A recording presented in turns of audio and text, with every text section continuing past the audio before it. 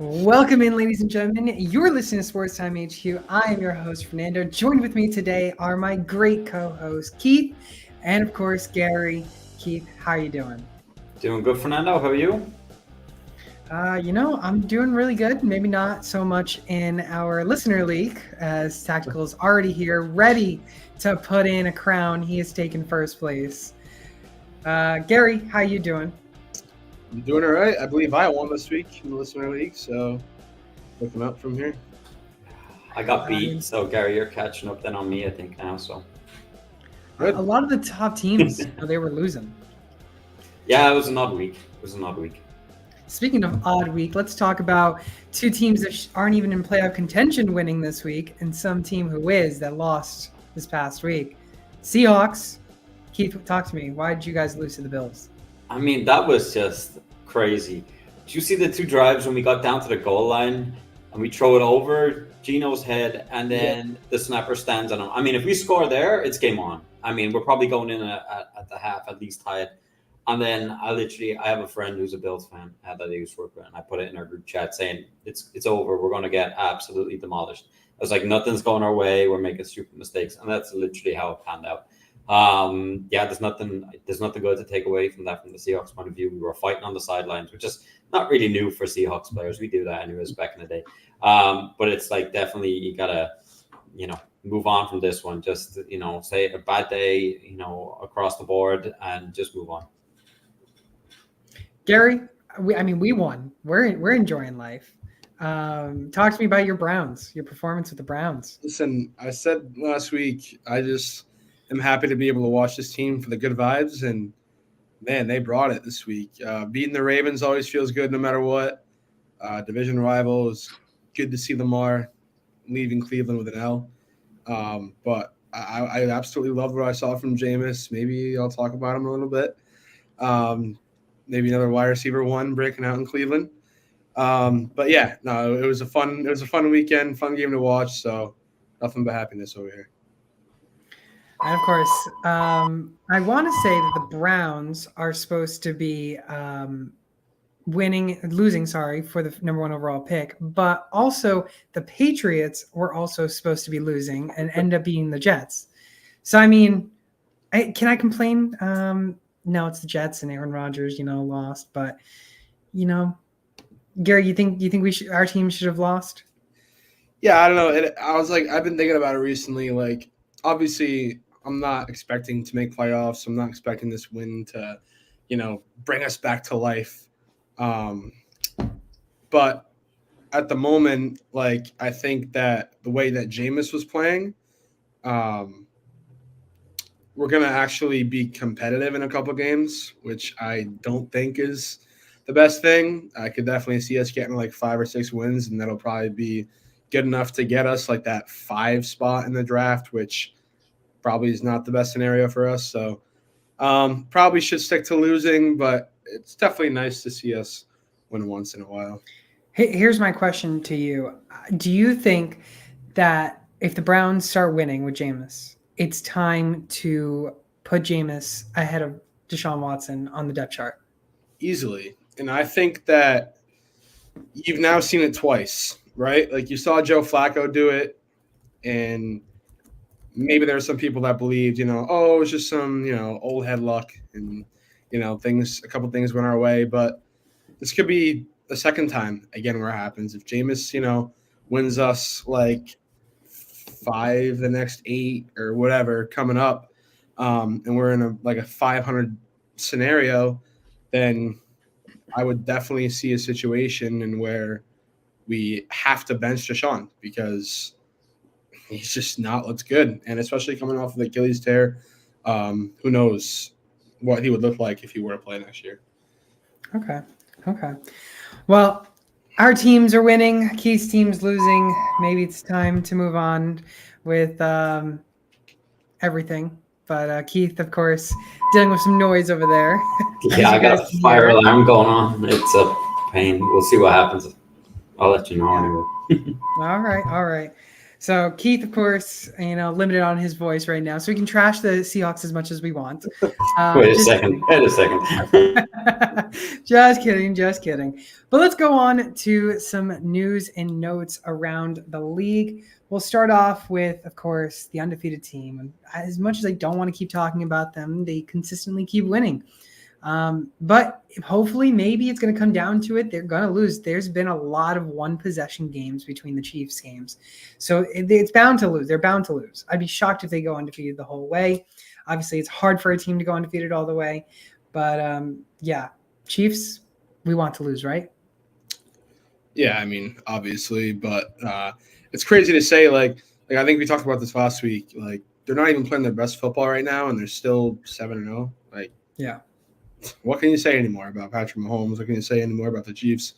I mean, you can root for them to lose all you want, but I guess it's just how good they are because, like we've been saying, they're not even playing their best football and they're still undefeated. So, I don't know. Keith, you want to chip in on Chiefs? I mean, there's no more to say about the Chiefs. I don't think they're that good, but they're 7-0. Like, what are we going to do? But it is scary to think when they are that good and when Hopkins gets up to speed that I think they're going to be monsters. It's hard to see, especially the way it's going these days. It's hard to see them past them not beaten really. I mean, they look like out and out favorites right now. I don't think there's anyone that's going to touch them. All right. Yeah. Chiefs, maybe they'll lose to, I don't know, some trash team. I actually almost picked the Raiders. To win in my predictions. I was close, but I was like, you know what? Let me just go with the Chiefs because the last time the Chiefs lost was on Christmas of last year, and it was against the Raiders. Right. They always lose like a couple, like one or two division games for like absolutely no reason. And like they lost, I think it was last year in Indianapolis. Remember, that might have been 2 years ago when they were just absolutely loaded and they lost to Indianapolis, who were like not good. And so I don't know. I feel like the Chiefs obviously are looking crazy right now, but like you mentioned, there's going to be some trash teams, or there might be a couple trash teams that beat them. So I don't really expect them to go 17-0. Yeah, and not to mention, Patrick Mahomes, if I'm correct, has thrown an interception in every single one of his games this season.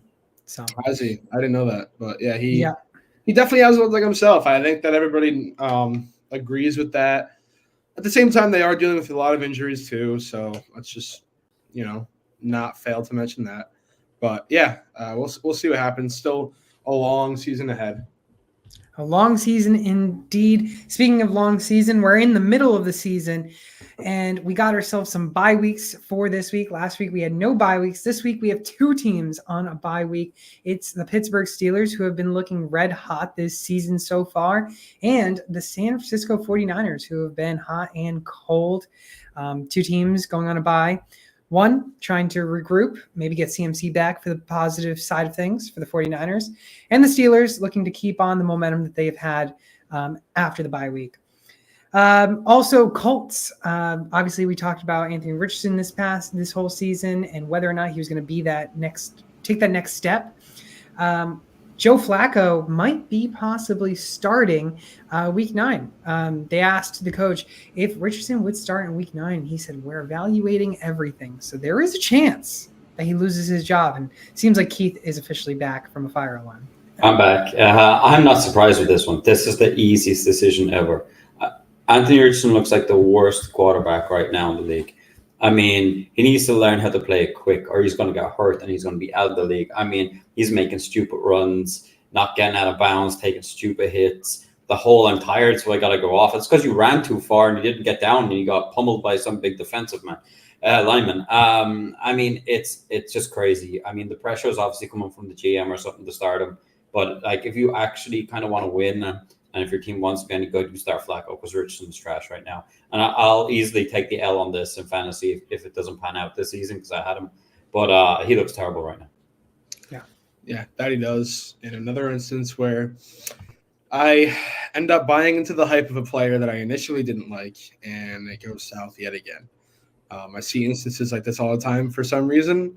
I don't like Trevor Lawrence coming out of college. I buy into the hype for 1 year. Proves me wrong. I didn't like Anthony Richardson coming out of college, buying to the hype for 1 year. proves me wrong. Somewhat the same with Brees Hall this year. But, I think Joe Flacco's got to be a starter because Anthony Richardson looks like he doesn't know how to play football right now. So I think at least for the mental game, because I think Anthony Richardson's in a bad spot right now. I know that he was pretty upset with how the last game went. Give him a break. See, maybe, in a game or two, he comes back, see how he does. If he then still can't play like the way that he should be playing, then he's got to go, or, he's got to be benched because Joe Flacco, we've seen it in back-to-back years now. He is doing his best to save multiple franchises. So, I think you got to go with Joe Flacco, see what happens. Yeah. Well, I mean, I'm going to take the dub on this one because I don't know about you guys, but previously in the beginning of the season, before the season started, my bust quarterback was Anthony Richardson. Just want to state that. So Anthony Richardson was my bust. You guys just didn't want to listen to my bust quarterback. And Anthony like I say, it makes me so annoyed because there's so many players that are like, don't buy into the hype on, and then randomly one year I'm like, you know what, maybe just you're maybe gonna buy into it. They'll prove me wrong. They don't. So I'm gonna take a 50-50 W and L on this. But Anthony Richardson definitely not looking good so far. Yeah, and just as we mentioned the Chiefs a little bit earlier, just as we think that they couldn't get any better. Maybe. Patriots, they trade outside linebacker Josh Uche, a former second-round pick, by the way, 60th overall, to the Chiefs for a 6th-round pick in 2026. So, personally, I don't know why we gave up so little or got so little back. I thought we could have got a little bit more because I thought Josh Uche, last time I checked, he was doing pretty good. Maybe not this season, but I mean, overall in his career, he's done decently for the Patriots, and the defense has been good with him. It's a free hit for the Chiefs. I mean, they're not going to miss a Honestly. 6th. If he doesn't pan out, it's like, all right, whatever. But if he does, then it's a bargain. So It's just another Michigan bum. Oh my goodness. Lastly, on my notes that I got is the Bears and Commanders. I flipped back and forth between my prediction on this, and I wanted to pick Commanders. Then at last second, before I posted my predictions, I said, you know what? I'm going to go with the Bears. I'm going to give me the Bears. And 30-something seconds left. I'm watching this game, and I'm like, all right, these Bears come back. Caleb Williams, okay. And some random guy who's got himself a rib injury can somehow launch this ball 40, 50, 60 yards, and Noah Brown comes in. I mean, did you guys watch it live? Because I managed to get to watch it live, too. Yeah, I watched it. I mean, why did you side with Caleb Williams? He looked terrible. I was ecstatic when that happened, when it paid off. So, I mean, so all would have been about Williams, and he didn't play well at all. I'm not saying Daniels was great either. There was no touchdowns for so long in that game.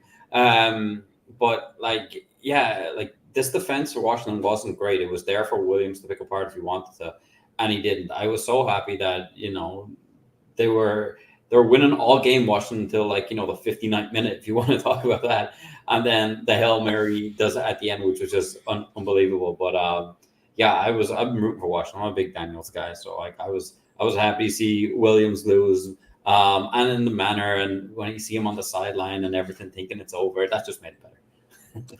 Yeah, no, I feel the same way. The Packers are always going to be my NFC team, but the Commanders are a team that I'm rooting for this year. I mean, how can you not? Ohio State fan, I love watching Terry McLaurin finally get a quarterback. About time. I knew that, he could be this guy if he just got the right guy thrown to him. Finally has it, and you see him going over 100 yards, game after game after game, and I love seeing it. The offense is super fun. Defense could definitely be a little bit better, but they have gotten better over the past couple of weeks, so I'll give them that. Tyreek Stevenson, what were you doing in the back of the end zone while that play was going on? I have no idea. But he was just taunting. I guess it was karma because he tries to reach up for a one-handed interception, and like an idiot, it bounces off his hand and right into the arms of, would you look at that? Another former Buckeye, Noah Brown. Oh, my God. Oh, my goodness. Yeah, that was actually so funny. Watching the video next day of him taunting on the sidelines and just the karma coming right back to bite him. Yeah. I loved it. I loved it. I think that was a stellar game to watch. I literally only watched the last like 5-10 minutes of the game too. So pretty great. Let's go on to some injuries real quick. I'm just going to name out all the injuries that we've seen. Jordan Love dealing with a groin injury day to day. He has a shot to play in week 9 against the Lions, which is a very big game for the Packers and Lions, who are on top of that division. Drake May dealing with the concussion, exited after the 3rd drive for the Patriots this past week in their win against the Jets. Just kind of evaluating that this week. Stephon Diggs left the game with a knee injury. It was a non-contact knee injury. Going to have an MRI this week. He did not practice today. Alan Lazard did not practice as well today with a chest injury. And then Christian Kirk, a broken collarbone. It looks to be that he is out for the season. Brian Thomas, chest injury, MRI this week, but could be able to play this upcoming week. And then Jordan Mason dealing with a shoulder injury, of course, 49ers on a bye week, and CMC probably coming back the following week. Sounds about right to me. I mean, big injuries you guys want to talk about? I mean, I think the biggest one is Christian Kirk for fantasy managers. Possibly. I think that Diggs one is going to be an ACL. I think he's going to end up out for the rest of the season. I think he could be the biggest. I think so too. Tank Dell for the rest of the year. Go get Tank Dell and Nico Collins. Well, we were saying Tank Dell when Nico went down and hasn't really been Tank Dell yet, so it's kind of a slow burner. Yeah. Well, maybe now that Diggs is gone, maybe it is time. You know. Yep. KJ's got a question based off the matchup. Who would be a better flex start, full PPR, Cedric Tillman or Jalen McMillan? I'll start with this because I'll be talking about Tillman later, and I'm not going to dive into some details now, but I'm going with Cedric Tillman here. Tillman, I think he's the better player. I think we spoke about this a while ago. I just think he's a talented dude. Shown it the last 2 weeks. I think Winston's going to suit him. So I think Tillman can slot it as your flex play most weeks. I'm going to go with Tillman, not just because they're Brown, but because I actually see the fact that Jameis, I mean, whether it's going to be opponent catching the ball or a Brown, Jameis throws it a ton and pretty far. So we've seen now Cedric Tillman get a ton of targets. I think that's going to be an every week thing. Like, I wouldn't be surprised if he gets 8 targets a game at least. So I'm leaning towards Tillman pretty much every week. Okay. Do you think Tillman is that wide receiver 1 there? Yeah, I would say that he's a borderline flex.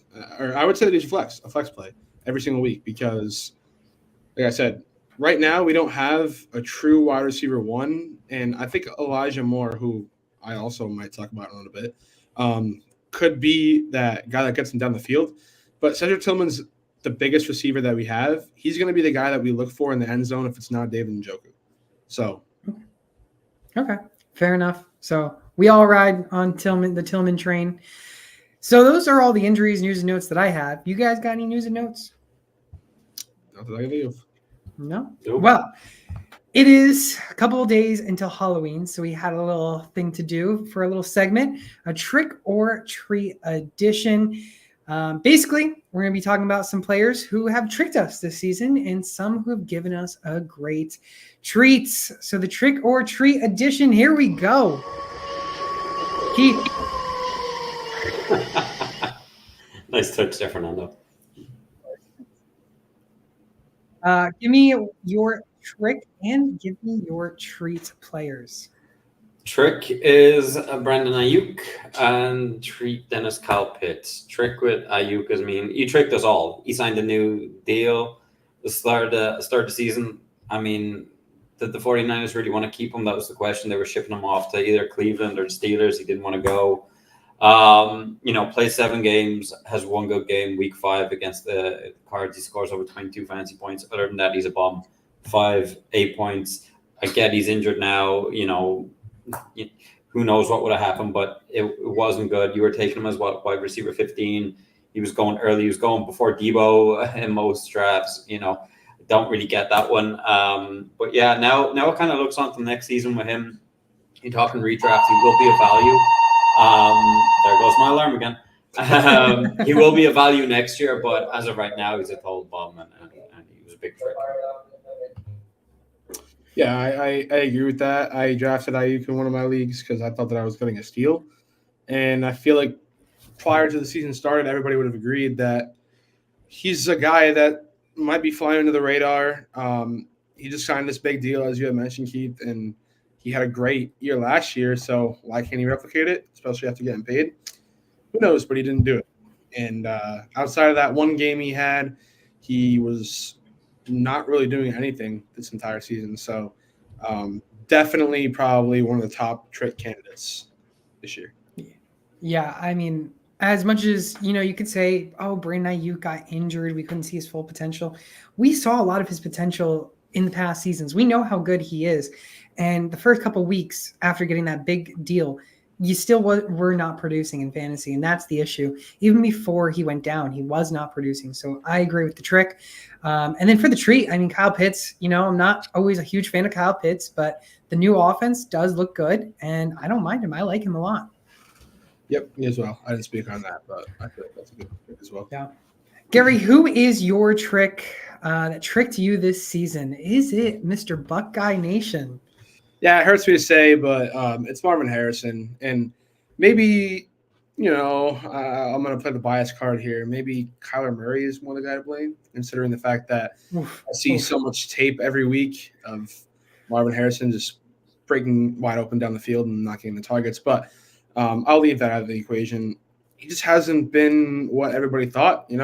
Everybody thought he was going to be the clear-cut rookie of the year. Obviously, that is severely hindered due to the absolute stout play by Jaden Daniels and Malik Neighbors, of course. But outside of like 2 weeks, he has pretty much just been disappearing in the fantasy world. Just had a great game, but like I said, he gets like one in every 3 games, a great game, I guess. And I don't know, it just sucks because he was being drafted as the wide receiver 8 and 14th player overall. I think he's a wide receiver 18 as of right now. So definitely not living up to it. My treat player, however, is Joe Mixon. Everybody that knows me knows I love Joe Mixon. I couldn't tell. As of right now, where he's sitting is exactly where he was being drafted. However, he missed half the season so far. So if he had played the entire season, he could very well be RB1, averaging 22.5 points a game. He's been going off. I think he's going to score a touchdown every single game that he plays, which is crazy to think, but he genuinely could. So, he looks like a beast right now, and I love it. Marvin Harrison, I mean, being one of the biggest tricks because of the fact that he was being drafted as a wide receiver 1. Everybody was all in on him. I mean, I was, but I think his draft capital was too high in fantasy. So I was not drafting him, but I see where everyone's getting tricked by his potential because he's such a good wide receiver coming out of the draft. And then as for the treat, I mean, Joe Mixon has played lights out when he is healthy, finishing as, I think, a top 10 running back every single week that he's played for the most part. Top 6, sorry. Yeah. So, I mean, we talked about it a couple days ago, how someone offered me a first-round pick in Dynasty. And personally, 28 years old, I don't know if I can give you a first-round pick for him. Give me a second, though. I mean, let's talk. I'll take Joe Mixon, but I think Joe Mixon can definitely be a league winner if he can stay healthy. Yeah, I agree with both these guys. But I wasn't big on Marvin Harrison coming this year. I think he'd have an okay year, but to take, where he was going in the draft was just crazy. There was much more, known commodities around him that have had big seasons that you'd want. I think he'd be fine going forward. I get the whole Kyler Murray thing. I kind of agree. I don't think they're on the same page. I don't know if Kyler doesn't get on or what, but to me, it looks like, they're not getting on well. There was the conversation early on about why aren't you throwing to Marvin? He's open and all this. And he said, well, that's up to the coach. Kyler kind of dissing it all. So it all doesn't sound great. So, I mean, hopefully it improves for Marv, but as of right now, he's definitely strict as all. Joe Mixon, I mean, I don't get why the Bengals got rid of him. Maybe they thought he was over the hill or something. I don't know. He looks better than ever.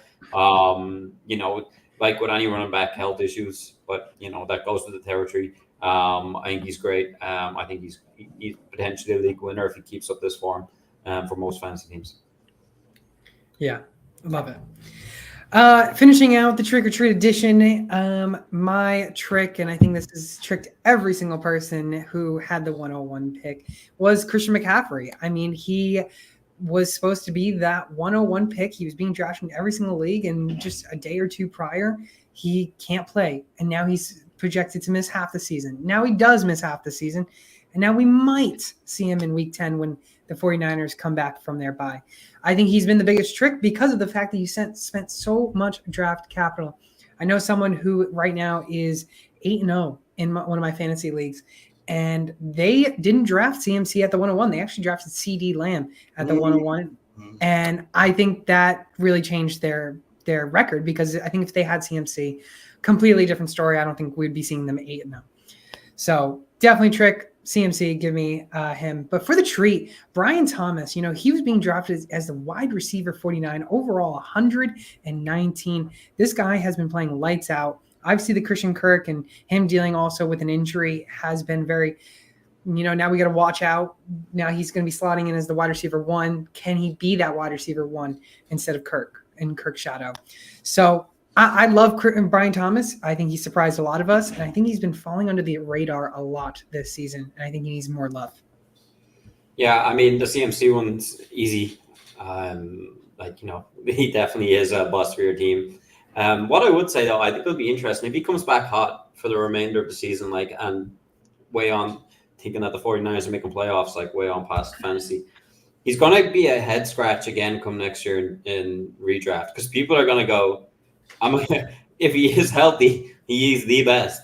But do we take the chance? So I think that's interesting. I think you'd want to see him come back and start slow and, not be too great and maybe be good, way later on. And then people will kind of go, oh, we'll take him later on. But I think he's going to be interesting. I'm taking the victory on Brian Thomas, by the way. I was getting killed in our mock drafts for having him higher than most people. I think it was Troy Franklin was killing. I was getting killed on because he should have been way higher. And I was a higher on Brian Thomas. So not saying I could see this coming. I just thought he's a great player, and the Jags obviously was a great fit for him. I hope he's not out injured for long now. But yeah, he's definitely one of the biggest treats, I think. I agree with both these players here. If we're just going to all take W's, I'll take the W in the sense that CD was my guy at the 101 this year. I mean, he hasn't gone too crazy yet, but I was saying that I'm going to pick CD over CMC. Just, I feel like we see the story every single year of Christian McCaffrey's career. When he's healthy, he's the best player in fantasy. When he's not, is he even going to play? I mean, that's always the debate, I feel like, every year of Christian McCaffrey's career.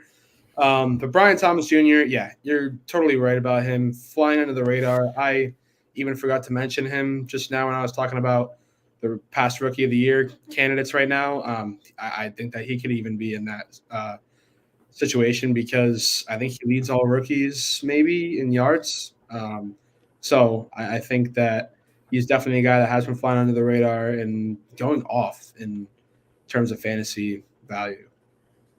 Love it. Quick rounding out the table. If CMC comes back right now in Dynasty, before he comes back, are you trading for him? And if you are you giving up a first for CMC? No, I'm holding my first. Yeah, I wouldn't even think about it. Okay. Yeah, I think unless you get a crazy offer and you have him, you're holding. I mean, I'm not going. I don't even know what to pay for him right now. Yeah. I mean, because it's like you could. They're saying about week 10 after the bye, but I mean, does he split time with either Mason or whatever Gurindo, whoever else is there for just for a couple of weeks to ease him back in? And who knows? Like this type of injury can flare up at any time. So you're taking a chance. Sounds good. All right, that is our trick or treat edition. Now, everybody wants to talk about is Week 8 waiver wire ads of the week. Let's go into the quarterbacks. And of course, I will start with my guy, and my guy is Matthew Stafford. This guy just put up 25.7 points. He looks really, really good. Only 33% owned in fantasy leagues. This is the first time this past week that we've seen both Cooper Kupp and Puka Nacua on the field. For the first time that both of these players have played the full game. If the injuries are officially past them. I think Matthew Stafford could be a guy that can easily keep getting you 20, maybe 20, 22 plus fantasy points. I mean, we know how good Puka Nacua and Cooper Cup is. And it doesn't look like they're going to trade Cooper Cup because now, I mean, you get the win, and they're currently in the playoff hunt, given the division and how bad the division is. Yeah, I like the call on Stafford. I think the Rams are going to be they could be a scary team going forward. The way our division is, being everybody's 4-4 and they're 3-4. Getting them guys back, and then I think they're starting to figure it out on defense as well. So I think Stafford's going to be in for a big, end of the season, especially end of the fantasy season for us. I mean, all the talk about him being traded to Minnesota has all gone quiet now at the minute Cup and Nakua come back and have a good game. So I think if he has another one, you're going to see his percentage owned in leagues just go up and up. People are just going to start him and leave him in there now. So I think he's a great ad right now. As long as his top two guys are healthy and on the field, Matthew Stafford's definitely a great quarterback to have in fantasy. So I don't hate this at all. Love it. Keith, who is your quarterback ad of the week? I remember Justin Herbert. He had his best fantasy week. Threw for 279, 2 touchdowns, just over 24 fantasy points. Looked the best. I mean, was linking up with Ladd McConkey a lot. They play the Browns this week. This is not picking on the Browns. I think this is actually going to be a good matchup for either team to win with Winston, what we've seen last week. I think this could be back and forth. Both defenses aren't great, as we've seen so far, and I think this could be a ball-out kind of scenario that you could have two quarterbacks, just going for it, left, right, and center, and scoring high points. So I just think there's another big game for Herbert coming up. Yeah, we'll see. I think another instance of me buying into the hype here was for Justin Herbert. I loved him when he was like going into his second year. He was really hyped up, and Keenan Allen and Mike Williams looked like these two great guys that he was just going to be able to go off with, and didn't necessarily happen. I feel like he could have looked better. His top two guys did go down, but right now I think we're seeing a scenario where he's becoming more fluent with his younger guys, like Ladd McConkey, for instance. I was one of the people that absolutely loved this pick for the Chargers because I saw the potential in Ladd McConkey at Georgia, and I'm very happy to see what he's been doing right now. To begin the year, he's been kind of so-so, Justin Herbert has, but that duo with him and McConkey showed last game. If they can keep it up going forward, he definitely could be like a guy that could potentially win your league if you pick him up off waivers, if you have a guy that goes down for the year. Yeah, I mean, Justin Herbert, prior to the bye week, he wasn't looking good. I mean, and he still technically hasn't looked good since this week in fantasy, but if you look at after the bye week, you've seen him progress. I mean, he's now thrown after the bye week 225 plus yards in every single game.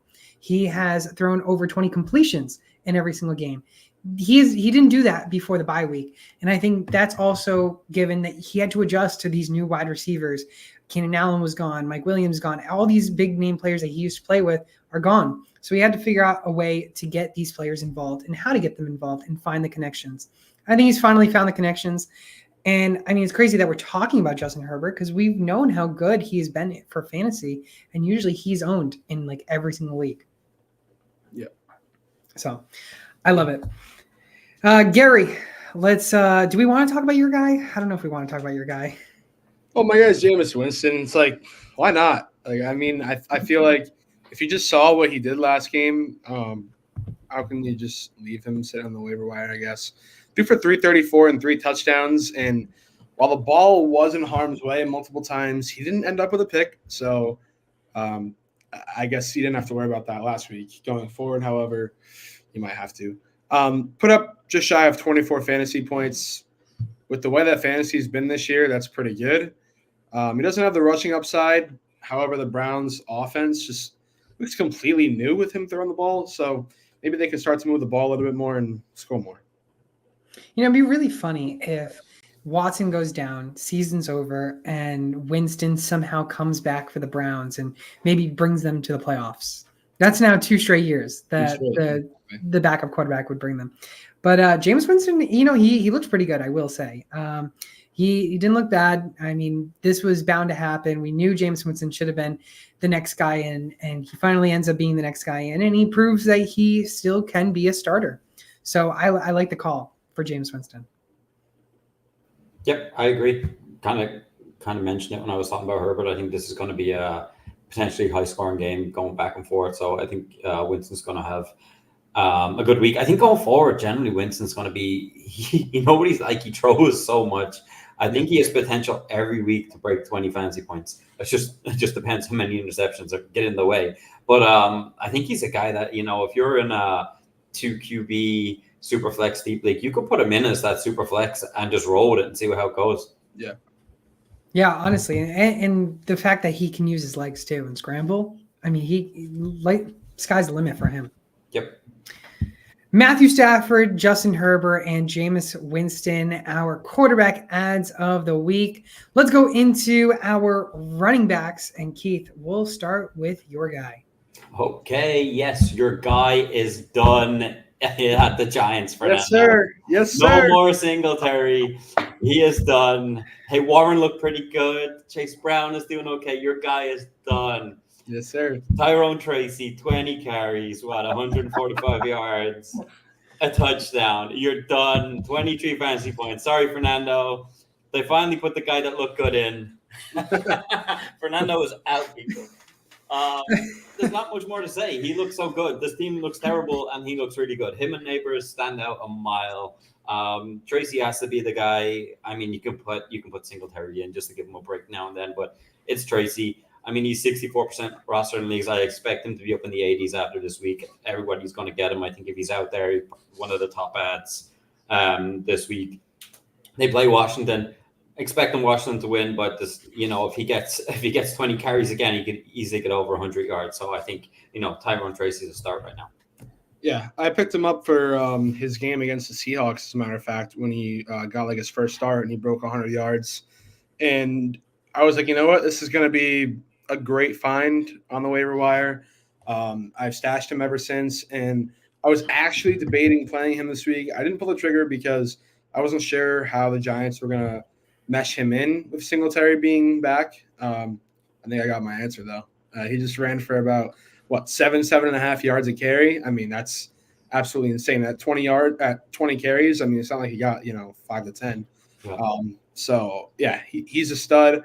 I think that you have to have him in over 80% of leagues at least, because going forward, it looks like he's going to be the guy. Singletary being worth a single penny. I'm Singletary. What are you doing? I mean, you're averaging 5.5 yards a carry. I mean, you're just not getting enough carries. Start asking coach to get yourself some carries. Get your job back, Singletary. Stop being worth a single penny. I like Tyrone Tracy. I like him a lot. I like Tyrone Tracy a lot. He's done really good as a rookie, and I hope he continues to succeed. But unfortunately, Singletary, I think his days are over. So my quick question quickly, are you dropping Singletary for Tracy in waivers? Yeah. I mean, after that, it has to go unnoticed what he's done. You're definitely. I mean, the running back landscape is that bad. I was having a look at it today. If outside of him, I think obviously you're going to take your guys. Your guys were probably the better ones. I was back down to a Justice Hill again, or who I've mentioned, a couple of times where it's kind of I don't want to mention this guy. So it's not great. So maybe you hang on to Singletary and see what happens if Tracy could get hurt. I don't think it becomes a timeshare after this week, but it's not great out there on the running back landscape anyway. Yeah, definitely not. Running backs have been very thin in the waivers this season. Gary, who is your guy that we want to add this week? Yeah, Keith, you just mentioned it. Running backs are still awful. So I literally just went with the guy who found the end zone and had 12 carries to go with it.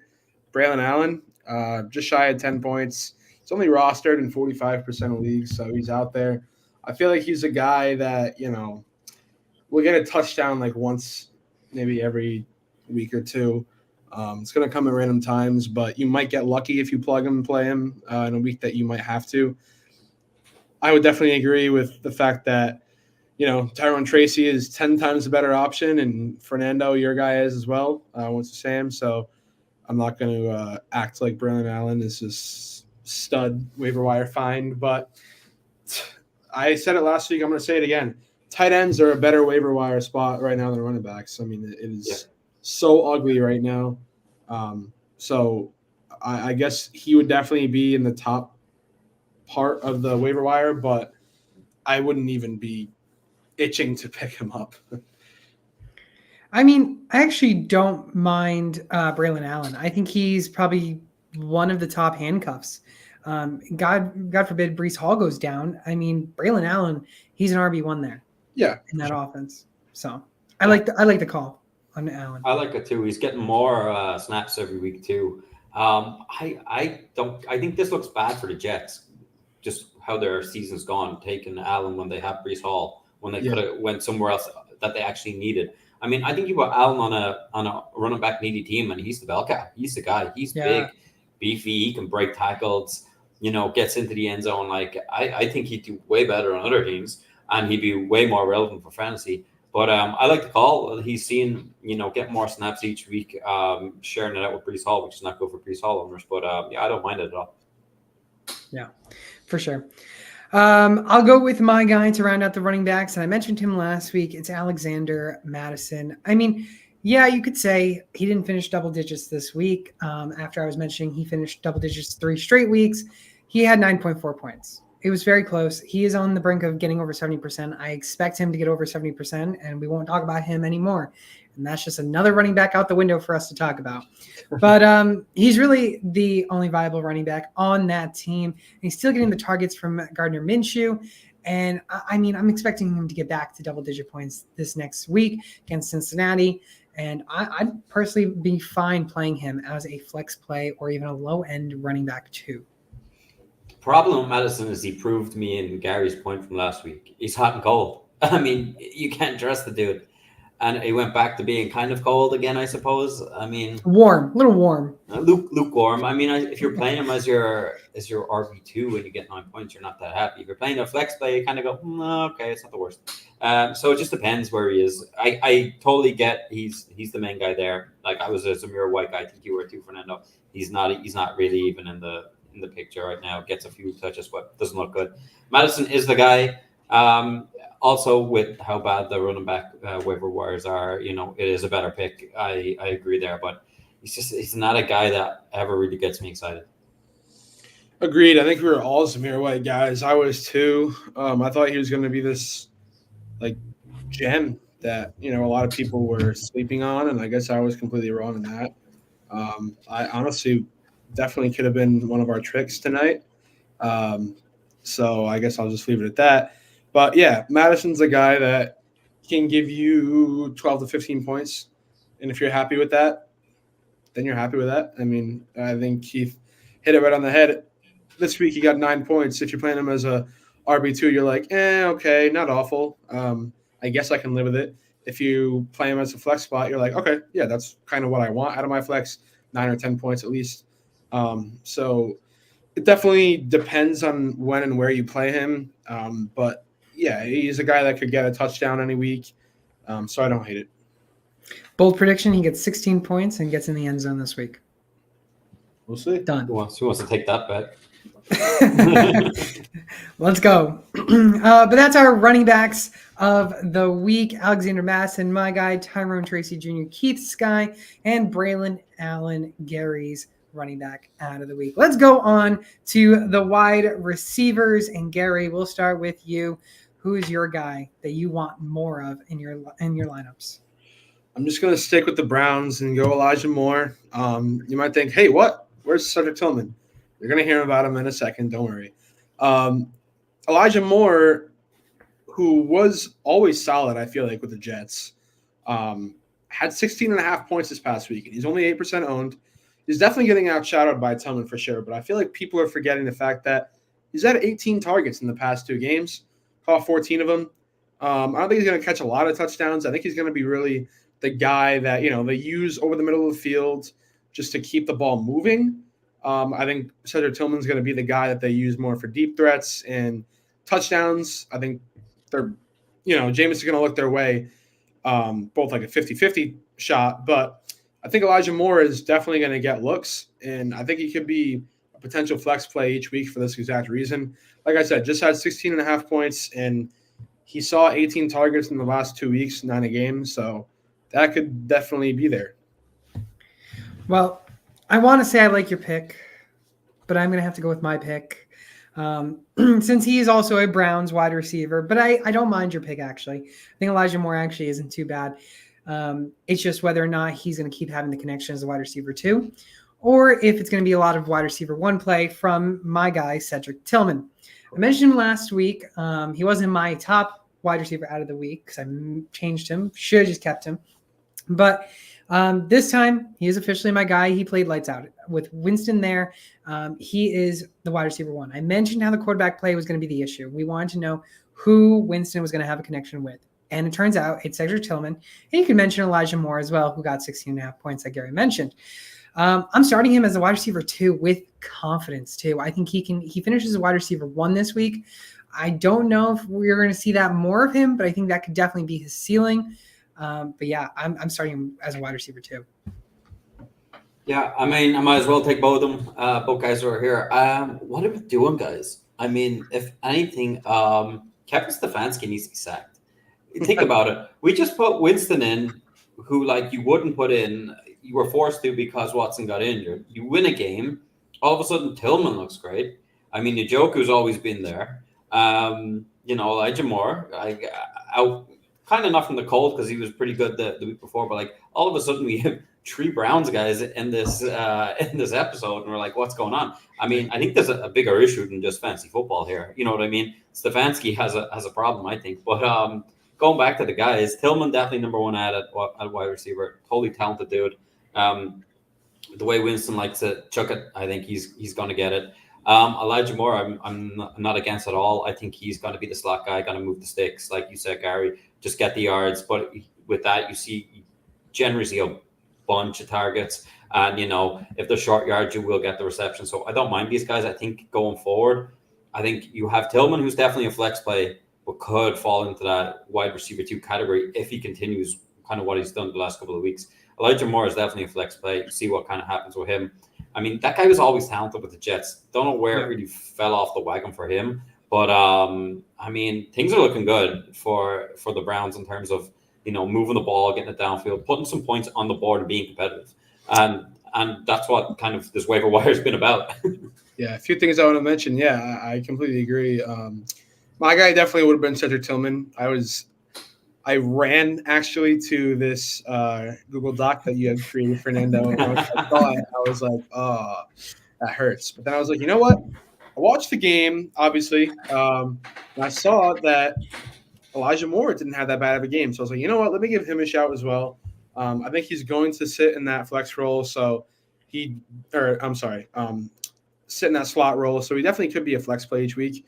Also want to mention, Stefanski finally gave up play calling, handed it over to Ken Dorsey, our offensive coordinator. Oh, that's what happened then. That's another thing that I feel like people haven't mentioned, as well as, Deshaun not playing. So it's definitely not all on Deshaun, as we've been talking about all year. Stefanski, It's all on Deshaun. Well, I would say a good amount of it, yes. But Kevin Stefanski's play calling is absurd. It is terrible. So I'm so happy that he got rid of it. First time he did it, we end up having a quarterback that passes for more than 200 yards this season, and our first game putting up 20 plus points. So yeah, I mean, crazy. Stefanski was coach of the year last year, and I mean, this team looks the way it is. And then obviously, like he said, 1 week after Watson's gone, this team looks completely different. And just beating the Ravens is also crazy. That coach of the year is crap, man. The 1 year the Giants got it, they gave it to Dable, and then come on, everyone could see what happens. I don't think anybody could see what was going to happen with the Browns this year. Let's be fair, but I mean, it's kind of come on, just give it to the team who wins the Super Bowl, or you know what I mean? Actually, give it to a team that's properly good. Well, then Andy Reid's going to have a lot of coach of the years, that's for sure. Yeah, he never gets though. Stefanski also won it in 2020, 2021 as well, which was also pretty fraudulent. But crazy. Crazy. Keith, rounding out the wide receiver room, who is your guy that you're going after? So you guys are on the Browns train. I don't know why I'm on the Giants. I hate the Giants, but I didn't really like what was out there. I went for Darius Slayton, 7 targets, 4 receptions, 108 yards. I mean, he looked pretty good last night, but it was all deep work. Neighbors was getting all the short to medium kind of stuff. Slayton then was getting the deep throws. It's just a flyer. He's been pretty solid all year. Nothing crazy. Plays Washington this week, which is pretty easy on wide receivers. That he could probably have another 14-point week. That's what he got last week. I'm not overly excited about this pick, but what was out there, I just didn't really like. I feel like as much as we've been talking down on the RB and tight end positions, we haven't really mentioned the wide receiver spot because usually it is so deep. But I think as a whole, the waiver wire this year has just been terrible. I think even the wide receiver position needs to be talked about because it's not that good either. Darius Slayton's definitely a flyer pick here, but I don't hate it because I feel like for his entire career where he's been in New York, he's a guy that gets like 4 or 5 catches a week. It just depends what he does with those 4 or 5 catches. So definitely don't hate it. He's a guy that could give you 15 points. He's a guy that could give you 7. So yeah. Depends. No, I mean, you're so right, though, because Slayton, he's a deep ball threat. He gets a lot of – I think he had that one big catch, too, down the field, which also boosted his fantasy value. But, I mean, I don't mind it. Definitely if Neighbors or Wan'Dale Robinson goes down is also another thing. Slayton goes right back in to the wide receiver 2 role. So I actually don't hate it. He's been talked about a couple times, I think, last couple seasons because he has these couple weeks. So I don't mind it. But I tell you what, though, if you look at the ticker here, Cedric Tillman, Darius Slayton, Elijah Moore, our wide receiver ads of the week. Who would have thought that this week we'd be talking about these guys? Yeah. In fantasy. Yeah, it's a bit crazy. All right. Crazy. Let's go into our tight ends, our final one, and I will start with my guy, and he was Gary's guy this past week, and he's been a guy that's just always talked about almost every single week. Zach Ertz. I was bouncing back and forth, actually, between him and Hunter Henry, because Hunter Henry has still been consistently good, and he's been still providing points. Who I think Hunter Henry right now is the tight end 10. Zach Ertz is right now the tight end 9, and he's balled out the last 3 weeks. But my concern with Henry is the fact that the concussion protocol on Drake May. Will he start? Will he not? But Zach Ertz, 14.7 points, and he's just under 40% fantasy owned. I mean, he's a guy that's been going up and down in the percentages, but he's never hit over 70% owned this season. So it's an intriguing one, but he's a guy that gets the job done. For your tight end position, anyways. Yeah, I like him. I mean, they use the tight end position a lot as well. So I think it's a solid pick. Not really much more to add, to be honest. I mean, he's generally just plug and play, and he'll get you over 12 points. Yeah, there's nothing to complain about here. I mentioned, I believe, whether it was last week or the week prior, that, I mean, whoever was going to be the quarterback, whether it was Mariota or Jaden Daniels, they're going to need a security blanket, and I think that Zach Ertz has established himself as that right now. Whether it ends up being Sanat, like towards the end of the year, he's still a rookie, so he's just getting working in the offense. And that could be one thing, but right now it's for sure Zach Ertz, and he gives you the opportunity he gets the opportunity to catch a touchdown every week, I would think. So I don't think that he's a bad plug and play guy if that's what you need. Yeah. But especially on bye weeks, especially with George Kittle being on a bye week. Keith, I know you're so excited to talk about this guy, and I want to say it's Cade Otton, but unfortunately he is over 70% owned. I had a plan to say Cade Otton, and then it's not. It's Tyler Conklin. I mean, he's 73% owned now, Cade Otton, so I was like, finally, he got over. But Tyler Conklin, 20% owned, 4 targets, 3 receptions, 42 yards. Did find the end zone, and in back-to-back weeks he's got touchdowns. He looks like one of these guys that Rodgers is looking for, especially in the red zone. Lazard is out right now, or he's hurt anyways. 13 fantasy points is pretty average, pretty decent. He's got the Texans, which is a tough matchup going forward, but I think they're going to need all hands on deck this week, so I think Conklin could be a plug and play. Don't hate it. I believe he's a guy that I mentioned once or twice so far this year. I feel like he's a guy that wherever he is, he's an underrated target. Rodgers likes him. I think I've now seen him get just a rough estimate, probably like 7 to 8 targets in numerous games. So he's definitely a guy that, you might not feel confident starting every week, but there's a week where, he gets a good matchup and you think the Jets are going to be throwing the ball a lot. He's definitely a guy that I would be okay with starting. You mentioned, Keith, how 13 points was average, but personally, I think that's one hell of a week for a tight end. I think 13 points, really good. And like you mentioned, Lazard being injured is the question. If he's not able to suit up for primetime football on Thursday, I think we could definitely see Tyler Conklin go again and get double-digit points and be a viable tight end start this week. Yep, great. Gary, finally, your guy. I know you're going to be so excited to talk about him. Yeah, I'm excited to talk about him because he's probably going to catch a touchdown against the Browns this week.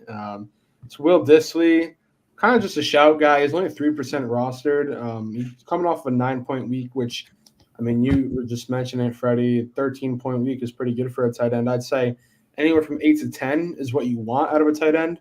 So, of course, anything more you're ecstatic with. But Dissly's got 18 targets in his past 2 games and 23 in his past 3. That could definitely be because Hayden Hurst went down with a groin injury and could possibly need to miss some more time. If he does, Will Dissly is a for sure tight end 1 there. And I talked about the target numbers. Herbert must like throwing to him a little bit. So maybe one of these weeks he falls into the end zone and gets you over that 10-point hump. But he's only 3% rostered, so he's out there for everybody to get. Crazy to think you've scored 9.1 points and he's finished as a tight end 21 this week. But the targets have been the most important thing to look out for because 18 targets in the last 2 weeks is really, really good to see for a tight end specifically. So I like the Will Dissly shout actually. And I think if injuries become a concern in the wide receivers room, even if they don't, Herbert still likes to throw to him, like you mentioned, Gary. So I like the pick, and he's a deep dark horse sleeper to add. Yeah, I like this pick. I was always surprised when the Seahawks covered a Dissly. He did well in Seattle. But yeah, Herbert's throwing it around, and he's getting his fair share of targets, as you said. It's not all like McConkey standing out, but, he's doing pretty good too, Dissly. So I think he's definitely sneaky. There's definitely worse guys out there. So yeah, I wouldn't mind picking him up if I was in need of a tight end. Yeah. Zach Ertz, Tyler Conklin, and Will Dissly, our top tight end ads of the week. And now let's get into it. Thursday night football. Texans and the Jets, the over-under spread right now, 42.5. Gary, you're 2-6 on the over-unders. But I will say you are coming back. Right now, you're 1 game behind. Come on now. One game behind me. You're right now 6-10 overall in the record over-unders. And I am 7-9. And Keith, he had a doozy last week, 0-2. He's 9-7, only 2 games behind or in front of me. So things could change here. Things could very much change here depending on how these game predictions go. Keith, we'll start with you. So I'm probably giving you guys another win here, but I hate this matchup. I hate it. I tell you why. If you put down both teams on paper, right, and ask somebody what their records are, you'd say the Jets are 6-2 and the Texans were 2-6. That's my opinion. Anyways, I'm not big on the Texans. A lot of injuries. Defense is not as good as last year. It's been, it's getting better. Stroud, not as good as last year. But they're getting the job done. They bet a bad Colts. What? Stroud's still good. He's still good, but not as good as last year, I don't think. Yeah. But they bet a bad Colts team only by 3 points. It should have been a lot more. The Jets have all the talent, and they're not playing like a team. It's as simple as that for me. The problem was not Robert Saleh. I think Ulbrich is the issue. The one thing that was good while Saleh was there was the defense, and now the defense is gone to crap too. But it's the NFL. What happens? You go out and get beaten by one of the worst teams, and then next week you beat one of the better teams. So I've gone for that motto. I've gone 26-23 for the Jets and taking the over. So I'm full fading Keith again. It's not necessarily the fact that I'm doing it just, to get back into the win column or try to get a few points back. I genuinely do think that the Texans are going to win a close one. I had them winning 21-20, just barely hitting the under. I look at it this way. The Texans have not looked like a great team. Obviously, the Jets haven't either. But where have the Texans been moving the ball? It has been through my guy, Joe Mixon. Well, the Jets have a very good run defense, and I think that Joe Mixon might struggle a little bit, probably find the end zone, but I think that, it's going to be a slow-paced game. I don't think there are going to be too many points scored, and I just don't think the Jets have it in them to win a close game like this, so I'm going to take the Texans to win 21-20. You're taking the under, so of course I got to take the over. But I'm not going with Keith on taking the Jets. Keith, I know you want the Jets and Aaron Rodgers to have somehow a win, but I think they're going to fall again. Texans win this one 30-22. I think it's going to be a little bit higher of a scoring game that we're used to seeing, but I think, again, the Jets just don't have what it takes to get the job done, and there's going to be a bunch of questions because it's primetime game, and all eyes are going to be on Aaron Rodgers, Devontae Adams, and these Jets. So I'm taking the over. Give me the Texans. Question here. Do I get an extra point for getting the exact score right last week? Wrong team way around, though. I didn't get the winner right. You got lucky with the safety because I really thought at first that you went 0 for 2 again, and I completely forgot about the safety, and I was like, wait a minute, hold on. Everything's different now. But that safety determined the over-under, too, which was crazy. Yeah. Which was crazy. So, but again, Texans 30-22 for me, Jets 26-23 for Keith, and the Texans 21-20 for Gary. We got a quick question from Pareko. Trade David Njoku for Russell Wilson or Derek Carr plus Kmet in a super flex league. Other current tight ends is Ferguson, and QBs are Jaden Daniels, Anthony Richardson, and Jameis Winston. Well, we talked about Richardson being a bust, so get Richardson out of there. But I'm perfectly fine going and getting Russell Wilson and Cole Kmet. Definitely. I mean, I'm surprised, but yeah, I'll definitely get Russ and Kmet from Njoku. That's easy for me. Yeah, is that all you're giving up? There's no way. I don't think so either, but if you're just giving up David Njoku for Russell Wilson and Kmet, I would definitely do that. Yeah, and even if you had to throw in a quarterback and you throw in, say, for instance, Richardson. Yeah, I'm fine with it too. Yeah, I'm fine with throwing it in too. I think Russell Wilson is definitely a good add for your team, especially now that you have Jameis Winston too. I mean, you're locked. You're locked. Well, that's gonna do it here. It's done. This show is officially done. Once again, if you haven't done so already, go use code SportsTimeHQ on Underdog Fantasy. They're going to match your first deposit up to $100. And of course, if you haven't done so already, go get yourself a trophy, ring, or belt. TrophySmack.com/SportsTimeHQ. We're still looking for a toilet bowl donation for Mr. Gary, who can get the score right but can't get the teams right in Thursday Night Football predictions. Will he be able to get over and finally get out of third place? We'll see next week. But again, we're here every single week on Tuesday at 12 p.m. Eastern. And if you haven't done so already, go follow us all over social media. Hit the subscribe button on YouTube. We're on Apple Podcasts. We're on Spotify. And we will see you all next week. Enjoy your Halloween in a couple of days.